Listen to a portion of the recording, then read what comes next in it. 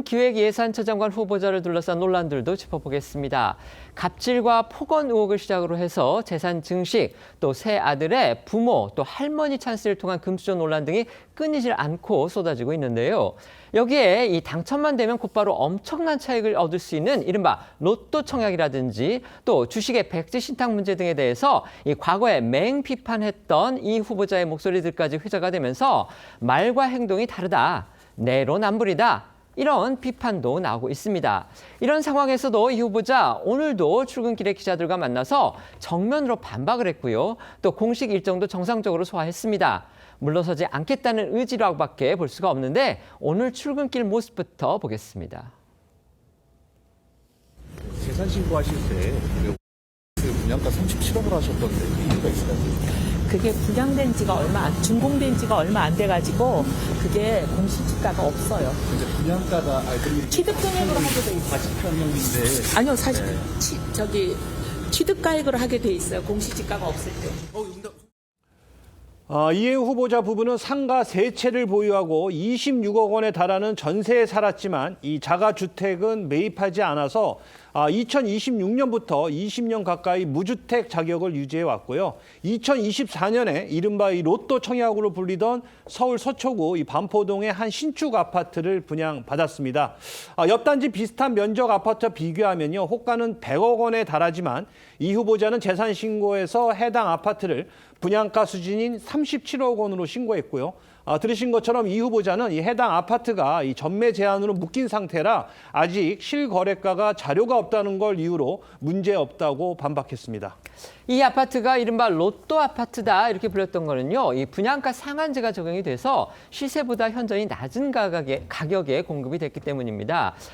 이 후보자는 과거에 이 분양가 상한제가 투기를 부추긴다 이러면서 맹비판한 적이 있습니다.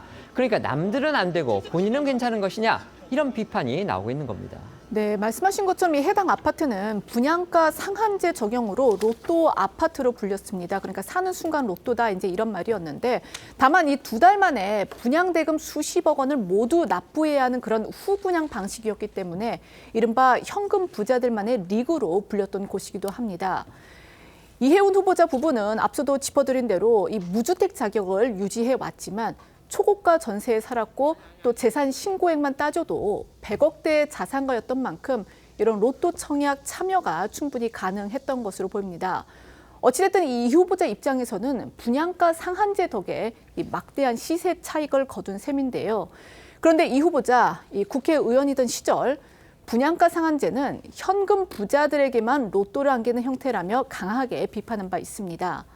또 과거 초고가 이 전세에 살면서 나도 무주택자다, 집 없는 서러움을 톡톡히 겪고 있다, 집주인한테 전화가 오는 날이면 밥이 안 넘어가더라라는 말을 해서 논란이 일기도 했습니다.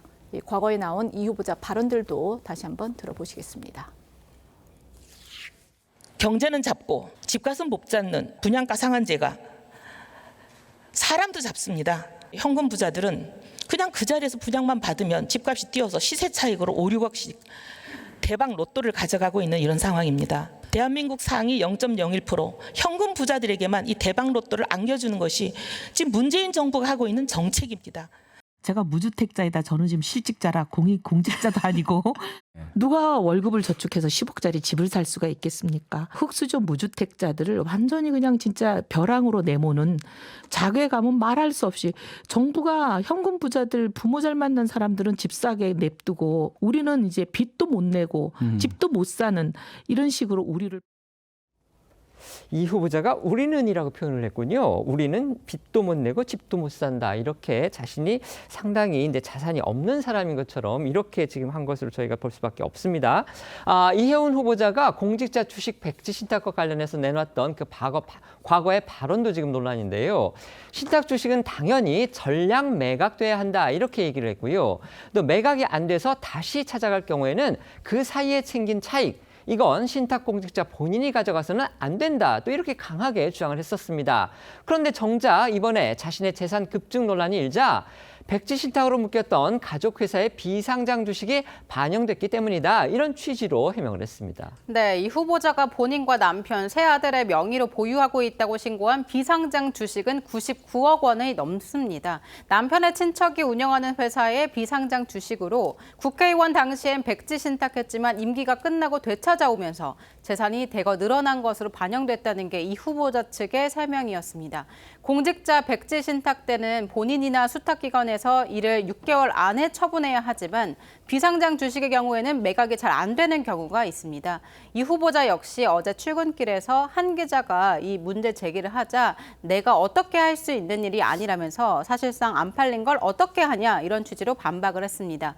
하지만 이 후보자는 2014년 서울시장 출마할 당시에 경선 상대였던 정몽준 전 새누리당 의원의 주식 논란에 대해서 당연히 백지 신탁해 전량 매각해야 하고 퇴직할 때도 차익을 본인이 가져가지 못하도록 해야 한다. 이렇게 목소리를 높였었는데요. 과거 이혜원 후보자 목소리 그리고 어제 출근길 목소리까지 이어서 들어보겠습니다.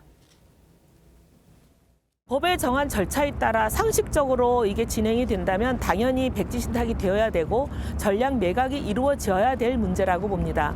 저는 이제 백지 신탁 문제는 법에 따라서 하는 것이 좋다고 보고요. 퇴직을 할 때 찾아가면서 차익을 본인이 가져가지 못하도록 하는 거 그런 제도가 더 낫지 않나. 가족회사 주식은 계속 백지 신탁하셨다가 되돌려 받으셨는데 이게 취지에 맞다고 보실까요? 아니 그건 제가 할 수 있는 문제가 아니잖아요. 그럼 지금 갖고 계신 주식은 여기에 이제 막 직장에 들어갔거나 아예 직장인도 아닌 것으로 알려진 이 후보자의 세 아들이요. 합쳐서 47억 원대의 막대한 재산을 보유한 이른바 자산가인 것으로 알려져서 부모 찬스 또는 조부모 찬스를 통한 금수저 논란도 커지고 있습니다. 그렇습니다. 이혜은 후보자의 세 아들은 각각 91년생, 93년생, 또 97년생으로 이 장남은 이제 3년차 국책연구원이고 이 차남은 연봉 3천만 원 수준의 직장인, 그리고 삼남은 아직 직장이 없는 걸로 알려져 있습니다. 이 후보자의 재산 신고 내역 등을 보면요. 이 장남과 차남은 모두 재산이 17억 원 안팎이고요. 또 셋째 아들의 재산도 12억 여원으로 이 상식적 수준을 뛰어넘는다는 지적이 나오고 있습니다. 이 후보자 세 아들의 재산은 대부분 조부모나 부모 등을 통해서 증여받은 부동산이나 주식 등으로 보입니다. 한국일보는 이 후보자가 현역 국회의원이던 시절이나 또 선거에 출마했던 당시 제출해왔던 재산 신고 내역을 전수 분석한 결과 이 후보자의 세 아들이 20살이 되기 전부터 증여를 통해서 이미 억대의 재산을 축적한 것으로 파악됐다고 보도했습니다. 한국일보에 따르면 세 아들 모두 이 직장을 다니지 않아서 근로소득이 전무했던 시기를 포함해서 매해 재산이 가파른 상승 곡선을 그렸는데요. 특히 2019년 신고한 세 아들의 재산 총합은 전년보다 3억 6천여만 원이 증가하는 등 이 후보자의 세 아들이 이른바 가족 찬스를 통해서 형성한 것으로 의심되는 재산만 총 44억 원 이상일 것으로 추정이 됐습니다. 이혜원 후보자 측은요, 세 아들이 증여세를 정상적으로 냈기 때문에 문제가 없다 이런 입장을 밝히고 있습니다. 하지만 국민의힘에서는 이 증여세 납부 이것도 엄마 찬스였던 거 아니냐고 지금 의심합니다.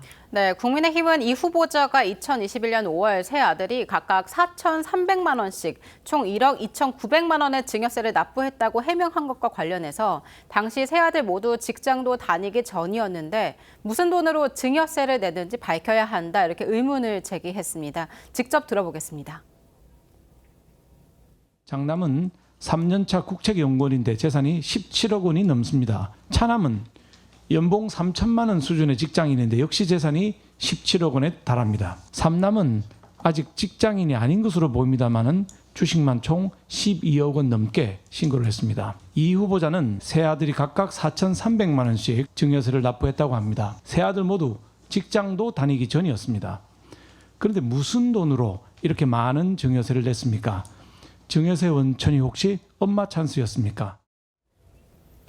네, 여기에 이혜훈 후보자의 세 아들은 앞서도 짚어드렸듯이 이 후보자 남편의 친척 회사 주식도 상당량 보유하고 있는데요. 한국일보는 여기서 챙긴 배당금만 6억 원에 달할 것으로 추정했습니다.